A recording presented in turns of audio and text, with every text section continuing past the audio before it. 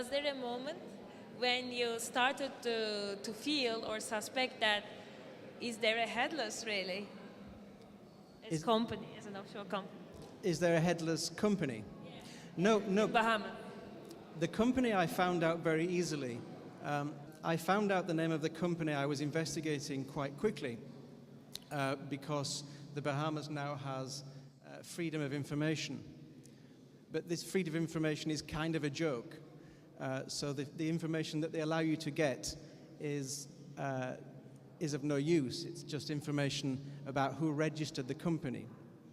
People who register companies don't necessarily own those companies.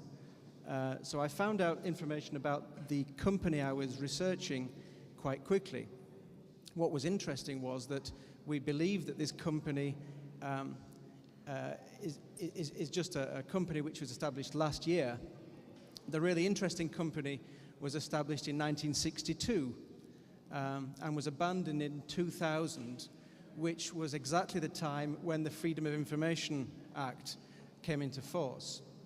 So that's the next step in the process, is to try and look at this earlier company and see if that company has anything to do with the secret sect established by Georges Bataille in the 1930s.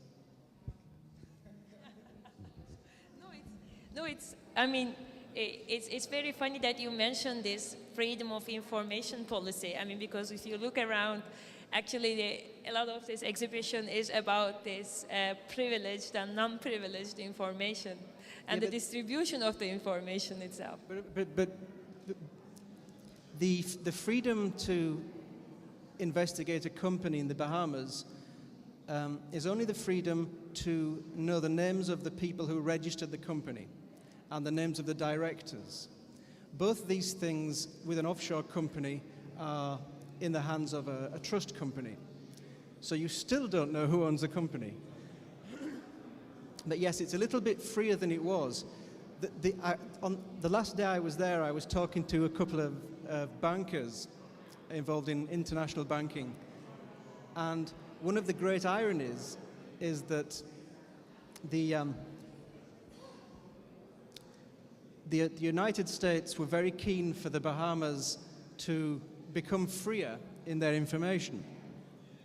At this point, a lot of companies abandoned the Bahamas and went to more secretive locations. One of those locations was the state of Delaware in the United States. So you have this kind of irony all the time in the offshore world. So yeah. So I would also like to question it. I mean, I have a question about how is this experience with Jacob and Simon, I mean Goldin+Senneby, do you think, is it affecting your experience as a novelist, your writing? I mean, how do you feel about this generally, apart from collaborating with somebody that you don't know? Collaborating with somebody you don't know is very strange. Yesterday, I didn't know where my hotel was yesterday, and I started to think that this trip was another construct by Senneby and Goldin. And it's the same feeling I had in the Bahamas when I had panic attacks several times because I thought somebody was following me. Because obviously they work with techniques such as covert surveillance. So they use private detectives in their work.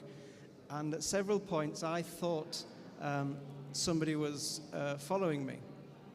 At one point I was in a restaurant and I thought the woman next to me was somehow trying to know something about the project. And so yes, it's weird. It's weird to know that somebody is sending you to a place and you don't really know why you're going. Because I don't really know what their project is about. I like this kind of suspense and tension in the project. Yeah, of course, I enjoy it myself. Yes, it's all right for everybody else. Yes, but that was the agreement we had. The agreement is that I don't ask any questions other than what they send me.